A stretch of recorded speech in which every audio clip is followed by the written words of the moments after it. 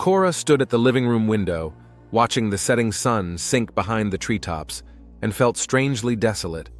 Her thoughts wandered back to recent events that seemed trivial, but somehow made her uneasy. Like tiny splinters from which a fire was slowly being built up, Kendall, her husband, was everything to her. She had always felt his care and support, and in return, she had always been devoted to him and her home. But in recent weeks, it was as if she sensed something had changed between them, though she couldn't pinpoint exactly what it was. Cora's heart clenched at the thought that this feeling of distance was just a figment of her imagination. She chased the unpleasant thoughts away for a long time, trying to concentrate on her daily routine. But every time Kendall and Yasmin were in the same room, something inside her shrank. Cora tried to find an explanation. Perhaps Kendall's job had gotten more stressful, or he was experiencing setbacks he didn't want to talk about. And Yasmin had always been a little sister to her, almost a daughter, and Cora was sure she could always trust her. From the moment Yasmin had come to them, going through hard times, Cora had been happy to support her. They'd reminisced about their childhood together, and Cora had been proud of her sister for hanging in there despite difficult circumstances. But now she couldn't help but notice the oddities. One morning when she walked into the kitchen, Yasmin was there alone. Cora looked into her cup and saw her sister hiding her phone in her pocket, as if concealing something important. Cora glimpsed that the number Yasmin had erased from her screen was similar to Kendall's, but Yasmin hurriedly turned the topic to family trivia, and Cora, cursing herself for being suspicious, didn't ask questions. A few days passed, and the strange situations, like a snowball, began to increase. Kendall suddenly started staying out late a lot, explaining that he was working too hard and needed to catch up on his sleep. Cora was used to trusting him, but at some point, she began to have doubts. It seemed to her that there was a growing unease on his part, hidden behind smiles and apologies. Sometimes Kendall would return so late that she'd already gone to bed. He told her not to worry, but the feeling that their family was falling apart kept her uneasy. Even more alarming to her was that Yasmin, with whom they used to be able to share everything, now kept aloof, as if hiding something important. Cora tried to ignore it, writing it off to her sister's tiredness and mood, but she couldn't shake the thought that it was all part of some big mystery that she alone was getting too close to. One evening, returning from work a little earlier than usual, Cora entered the house and heard muffled voices on the veranda. An uneasiness settled in her heart, and she decided not to be in a hurry to show herself. Through the half-open door, she saw Yasmin standing across from Kendall, almost up close. Their faces were so close together that it looked strange and unnatural. They were talking, and though Cora couldn't hear the words, her husband and sister's body language spoke for itself. There was something between them that she hadn't expected to see. She tried to look away, but she couldn't look away, as if she were bound to the floor. Her heart sank when she saw Yasmin's hand slip over Kendall's shoulder in a gently, almost intimate gesture that made her uncomfortable. Cora hurriedly stepped back, pretended as if she had just walked in, but an uncomfortable feeling ignited inside her that couldn't be explained. Kendall quickly withdrew, citing business, and Yasmin, slightly embarrassed, hurried inside, lowering her gaze. No one said a word, but Cora felt that there was a residue of their meeting left in the house, an invisible tension she had never felt before. Over the next few days, she tried to organize her thoughts, to find something to do, but it all came back again and again to the vision of those two figures on the veranda, too close to be explained as a friendly gesture. She thought of Yasmin, her relaxed smile, the ease of her movements, and how now she was beginning to see something unnatural in those features, as if Yasmin were hiding something under that mask that Cora couldn't yet understand. She could hardly believe that Yasmin, her little sister, could be plotting something against her. At night, when Cora could no longer keep her suspicions to herself, she turned to Kendall, staring up at the ceiling as if searching for answers to her questions, and, gathering her courage, spoke. "Kendall." Her voice was weak, as if she didn't fully believe what she was saying. "I think something has changed in you lately. We've gotten farther apart and I don't understand why. Is something wrong?" Kendall sighed, not answering right away. He turned to her, his eyes full of fatigue and irritation. He seemed to be searching for words to avoid a direct answer. "Cora," he finally said, trying not to look her in the eye. "I'm just tired, that's all. Work. You know I love you and will always be there for you. You're probably just getting yourself worked up." Kendall's words sounded reassuring at first glance, but the coldness in his voice and the aloof look in his eyes confirmed her worst fears. She didn't know what to do. She tried to convince herself that maybe he was right and it was all just a figment of her imagination. But the cold, clammy feeling of unease never left her. Cora didn't sleep a wink that night, tormented by thoughts and memories of all the moments that had bound her to Kendall and of what had made their love, which had seemed so strong, suddenly turn into an icy abyss. Cora paced the house like a caged lioness. Suspicion was eating away at her from the inside, but the proof she so sorely lacked was still illusory. After that strange moment on the veranda, she'd caught herself several times thinking she was watching Kendall and Yasmin's every move too closely. Cora kept catching herself comparing their gazes, noticing how they avoided long meetings in front of her.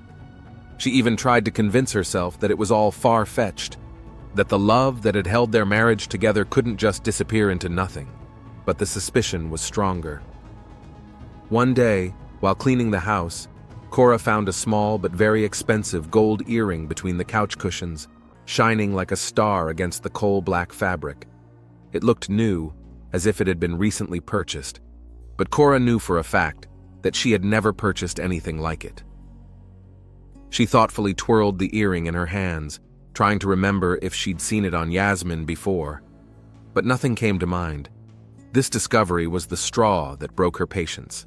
When Kendall came home late that evening, citing recycling as usual, Cora was ready. She stood in the living room, earring in hand, and stared at him unflinchingly. He closed the door behind him without even noticing her presence, tiredly took off his coat, and only then met her gaze. "What's that?" Cora's voice sounded calm, almost serene, but there was fire in the depths of her eyes. Kendall glanced at the earring, frowned, but quickly returned to his usual expressionless face. "You found this at our house?" His voice was too steady, too calm. "I did," Cora snarled, clutching the earring in her palm so tightly that her fingers turned white. "And you know what? I know it's not mine."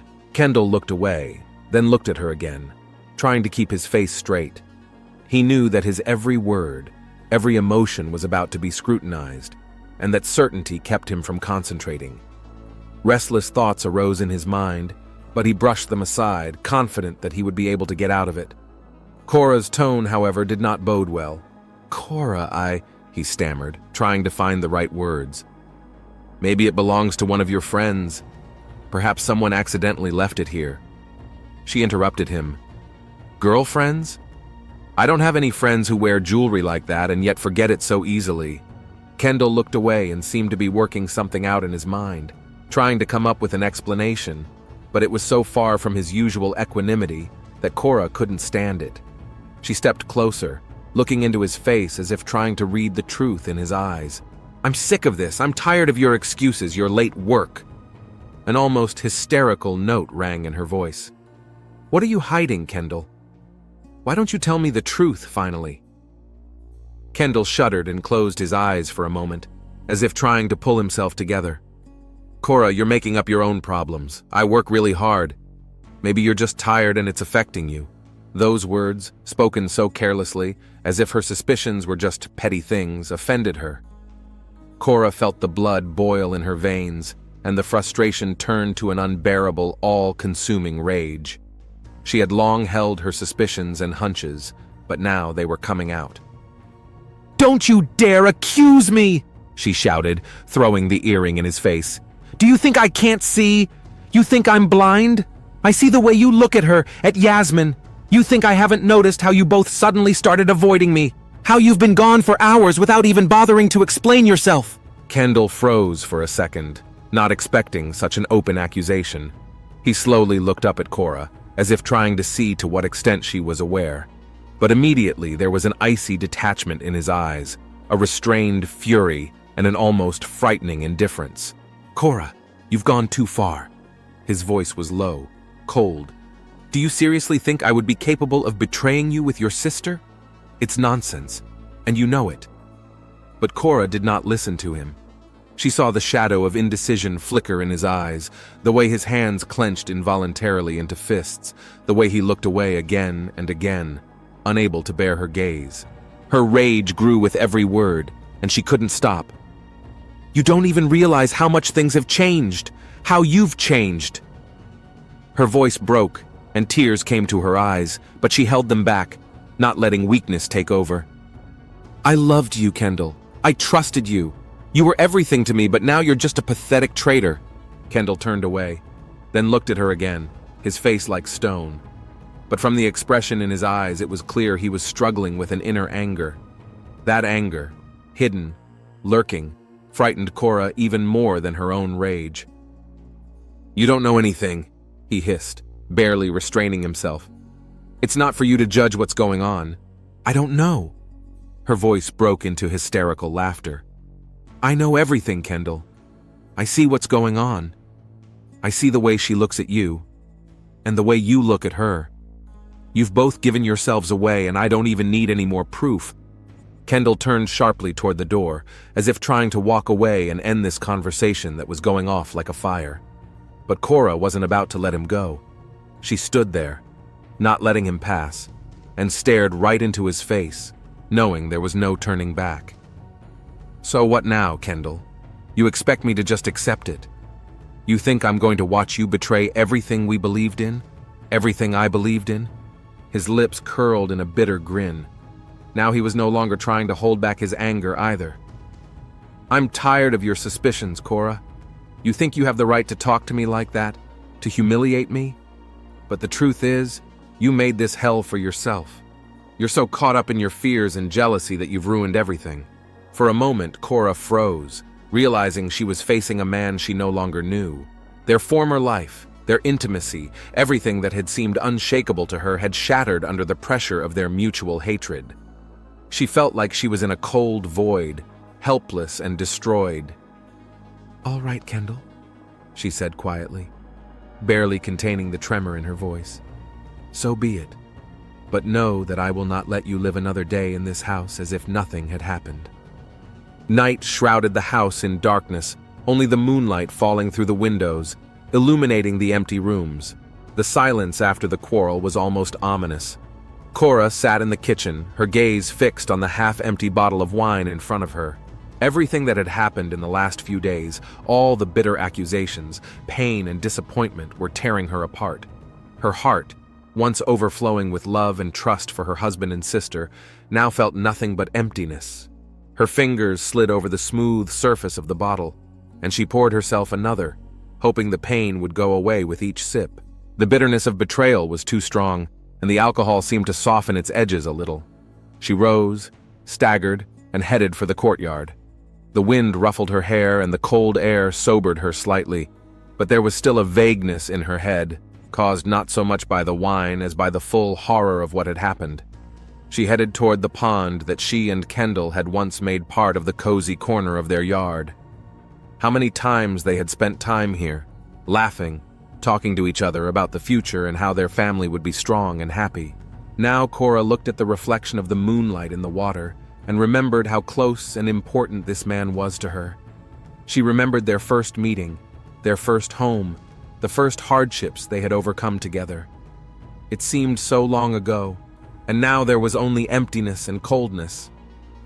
She crouched by the water, her shoulders slumped, and a barely audible, almost desperate sob escaped from her chest. "How stupid I've been," she whispered, feeling that talking to herself was as useless as trying to drown the bitterness in wine. All this time, believing a lie. At that moment, Kendall's footsteps sounded on the other side of the courtyard. Seeing her leave, he decided to follow her.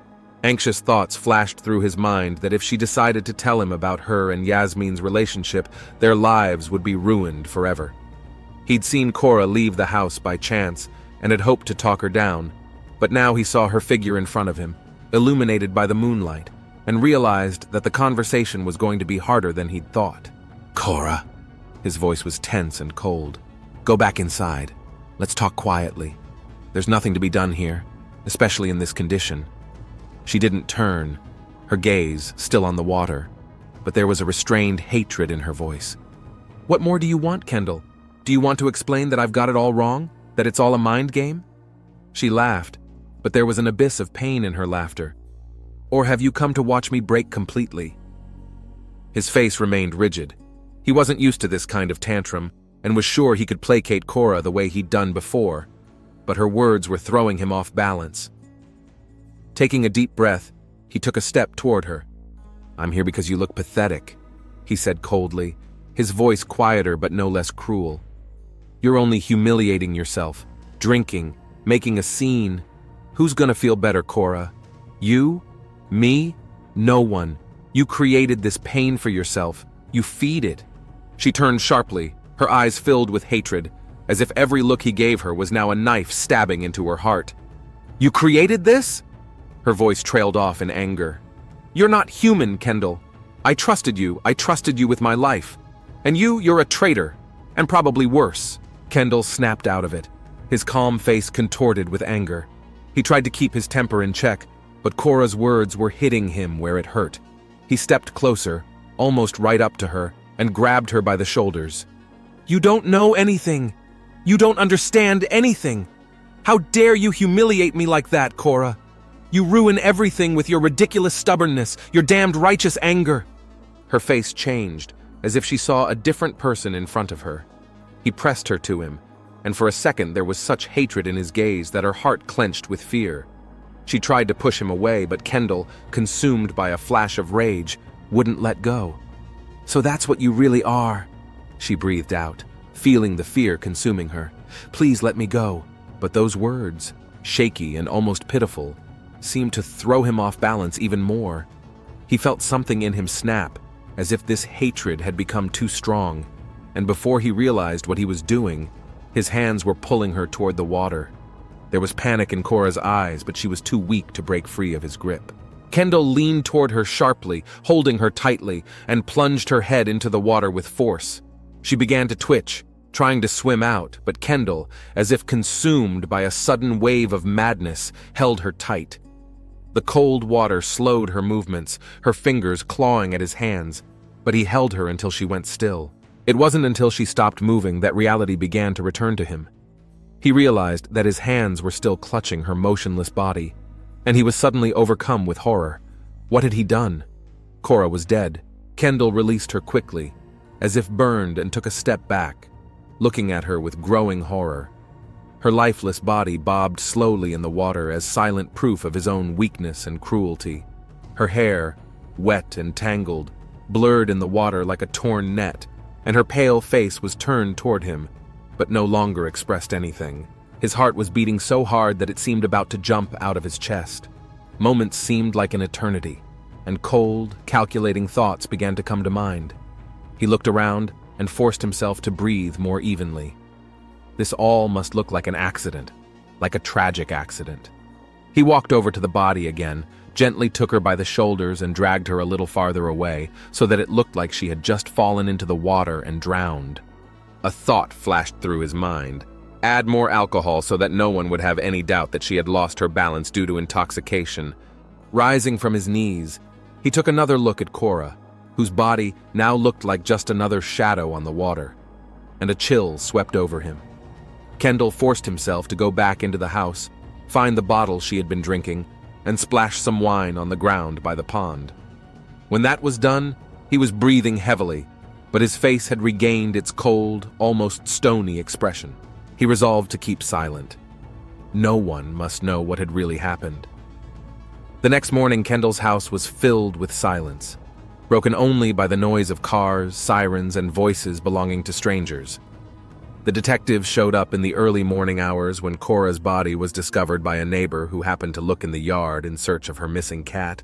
Upon seeing Cora dead by the pond, the neighbor screamed, and people immediately gathered at the house. The team of detectives that arrived on the scene was experienced and well coordinated. The lead investigator, Detective Gruesome, approached the body, his eyes focused and slightly squinted. He knelt down by the pond and carefully examined Cora's face, still almost half submerged in the water. At first, the picture looked quite ordinary, a woman who had probably stumbled and fallen into the water and even drunk. "Dr. Foster, take a look at the wrists," Grayson said briefly to the medical examiner, noticing the strange marks on Cora's hands. Dr. Foster, also an experienced specialist, leaned over the body. Her gaze narrowed slightly, and after a moment, she nodded as if confirming Grayson's suspicions. Cora's wrists showed reddish marks left by a firm grip. They weren't scratches from plants or falls. They were fingerprints, lightly pressed into the skin. Grayson knew that such marks were left only by a sharp jerk or a firm hold, and they already indicated that the case might not be as simple as it seemed. When Kendall appeared on the doorstep, the detectives immediately headed toward him. He looked shattered, his face was pale, and he seemed barely able to contain his emotions. Pressing his lips together, he gave a strained response to Grayson's greeting and let them inside, pointing with his hand toward the living room. The entire house was in a shadow of mourning, and even Yasmin, who sat on the edge of the couch, looked pale and tense. "Mr. Kendall," Detective Grayson began, trying to keep his tone neutral, "we offer our condolences. We'd like to ask you a few questions to better understand the circumstances." Kendall nodded. He seemed ready to be questioned. He pulled himself together, but it cost him a lot of effort. "Yeah, I don't know what else to say." His voice was almost a whisper. "We were together the night before, but she was upset. We had a fight, and she went to the yard to calm down."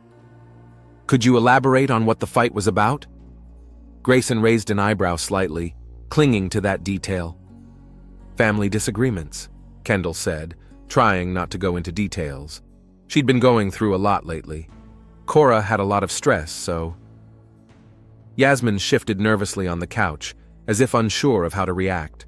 Her gaze avoided Grayson's, and the detective caught the awkwardness.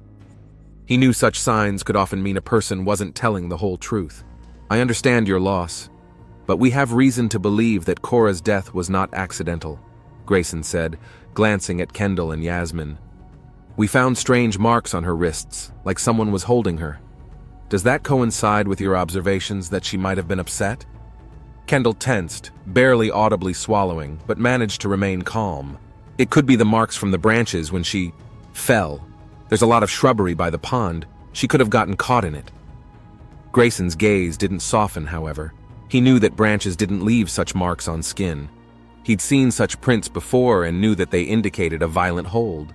From the look on Kendall's face, he understood that too. The detective's gaze shifted to Yasmin, who, feeling his scrutinizing gaze on her, flinched slightly. "Yasmin," Grayson stepped forward slightly, gently but insistently. "You've been around your sister these past few days, correct? Tell me, did you notice anything bothering her?"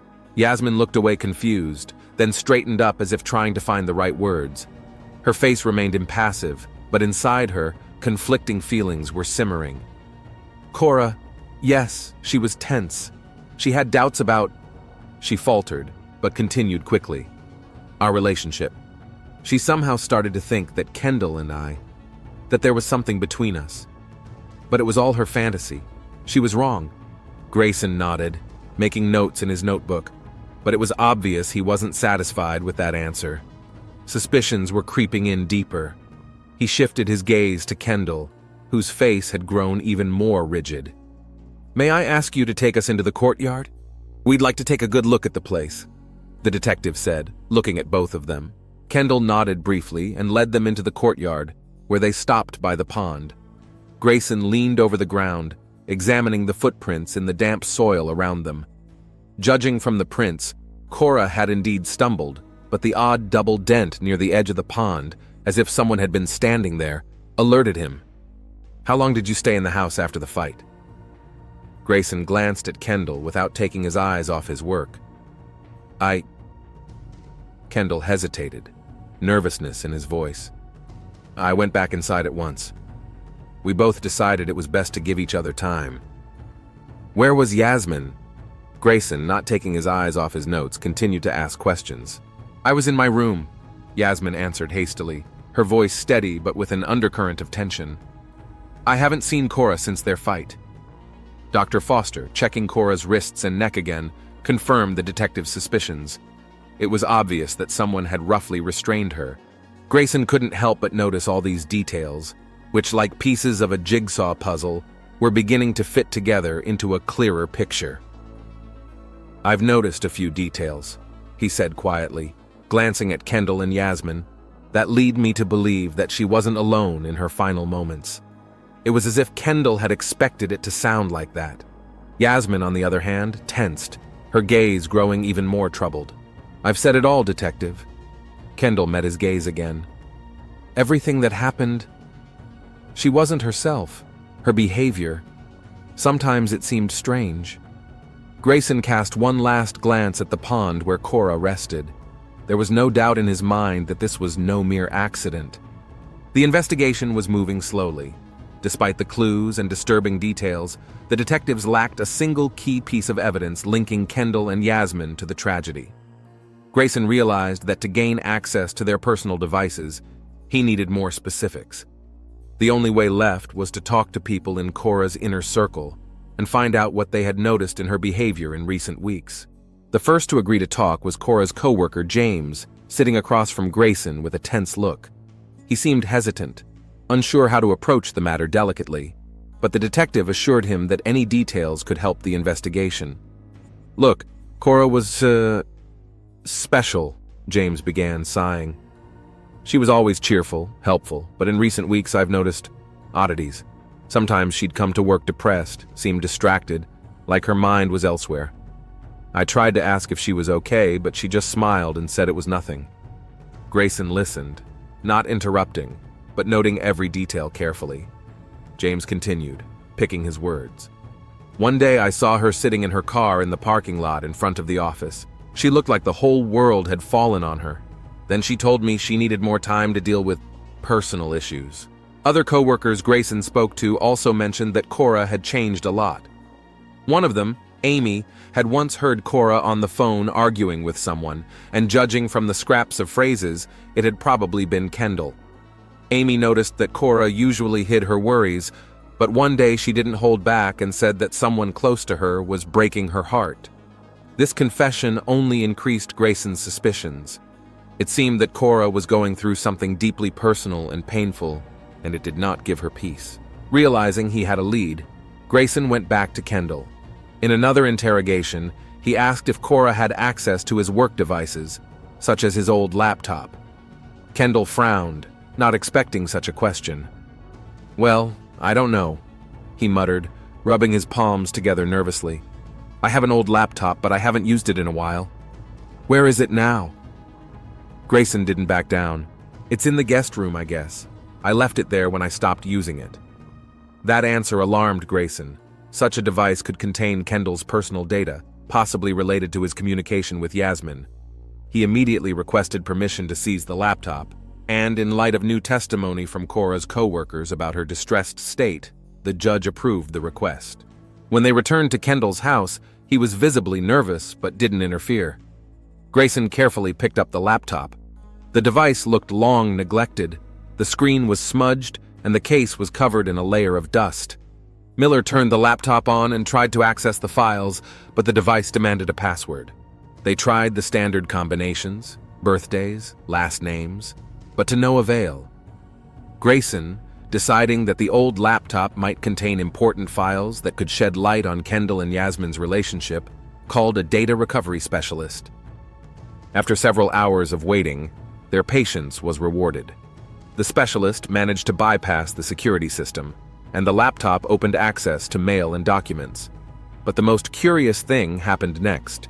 When they started digging through the files, the specialist noticed the automatic data saving and recovery function. The system recovered some of the deleted correspondence between Kendall and Yasmin, which had not been cleared completely. The emails recovered from the old autosaves gradually shed light on their hidden relationship. They read how Kendall wrote to Yasmin, begging her not to give away their connection.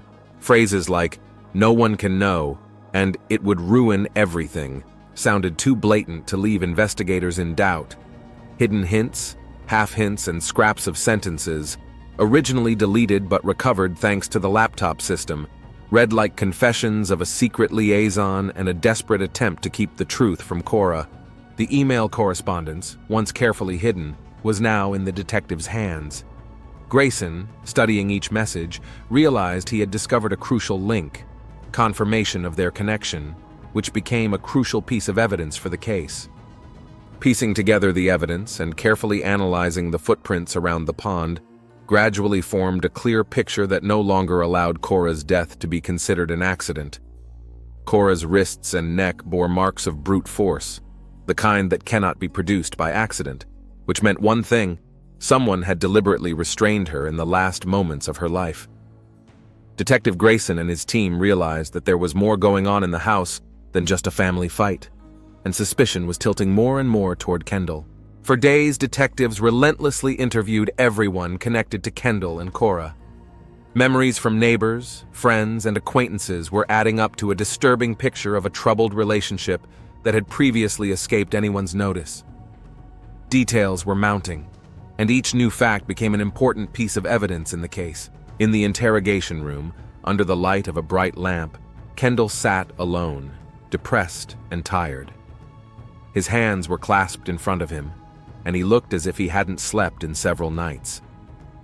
Grayson walked in and sat across from him, opening a folder of printed-out evidence photos. He flipped through the pages slowly, as if trying to give Kendall a chance to break the silence himself.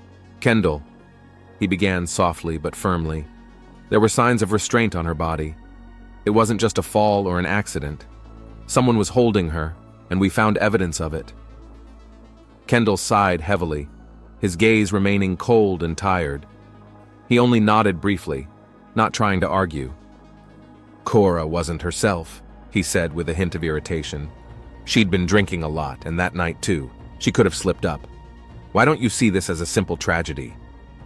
Grayson held his gaze and placed the photos from the scene in front of him. Some clearly showed the footprints they'd found in the ground by the pond, and others showed Cora's wrists clenched in a way that left distinctive marks.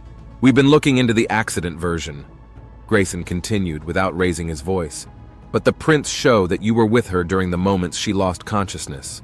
And Kendall," his voice became softer but more insistent, "these prints indicate a struggle. She struggled, and we have proof." Kendall looked away, his face pale. He had nothing to object. He realized that the detectives already suspected him, and that he had only to wait for the accusation to come out in the open. At that moment, Yasmin entered the room, having been called in for further questioning. Her face was tense, and barely contained fear was reflected in her eyes. Grayson, noticing her nervousness, decided to start carefully so as not to startle her testimony. "Yasmin, we understand that your sister's death is a tragedy for the entire family." He looked at her gently.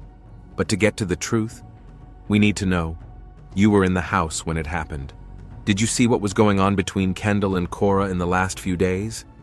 Yasmin lowered her gaze, swallowing faintly, and her voice trembled. I really don't know anything. They fought a lot. Cora was upset, sometimes acting weird, but I didn't think it would go this far." Grayson sighed and opened another folder in front of Yasmin, where a copy of their correspondence with Kendall lay. He knew that this information would be crucial. There were enough hints in their correspondence to prove that there was not just a relationship between them, but a whole hidden life they were leading behind Cora's back. Grayson watched Yasmin's reaction carefully, not giving her a chance to justify herself. "Yasmin, we know about your and Kendall's communication. It's not a secret anymore. All those texts, your meetings that you've been carefully hiding. We need to know the truth." Yasmin leaned back in her chair, her face pale. Her breathing became ragged, and she turned away as if hoping to avoid Grayson's gaze. But it was no longer possible to remain silent. "Yes," she whispered, barely audible. "We had a relationship. It started accidentally, but then it became something more.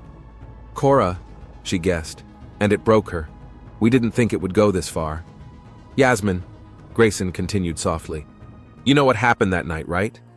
Kendall told you the truth?" She lowered her head, her hands trembling. "Kendall said it was an accident, that she'd just stumbled. I didn't believe it, but he convinced me it was. He said that Cora was drunk, that there was no way to hold her back, that it was all a stupid accident." Grayson closed the folder and looked tiredly at Yasmin, realizing that the truth no longer left any chance for excuses. All the testimony, all the evidence had converged into one precise answer. They led Kendall to the interrogation room, where he and Yasmin met eyes. A silence hung between them. The air seemed unbearably thick. Grayson didn't avert his gaze. He waited for Kendall to finally confess. "Is it true, Kendall?" he asked quietly, but his voice sounded firm. "Did you keep her in the water?" Kendall froze for a moment. He seemed to be trying to hide behind an icy mask, but it was beginning to crack under the pressure of evidence he couldn't argue with. He sighed heavily and finally gave in. She made me do it." His voice was full of helplessness and despair. "She blamed me, insulted me, demanded that I leave. I just couldn't take it. I didn't want her to talk to me like that, you know? It was stronger than me." Yasmin lowered her head, covering her face with her hands. The realization of what they had done weighed heavily on both of them, leaving behind only bitterness and pain. The detectives exchanged glances, satisfied that the truth had been revealed, but it brought no relief to anyone present.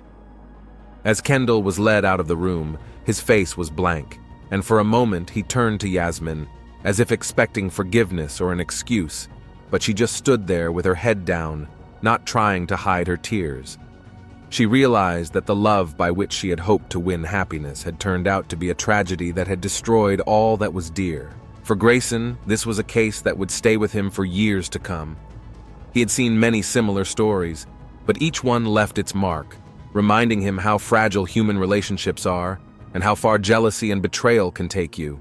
When it was over, the detective left the house, leaving behind only emptiness and a small pond where the moonlight no longer reflected anything but the cold darkness that had consumed the life and dreams of someone who had once believed in true love.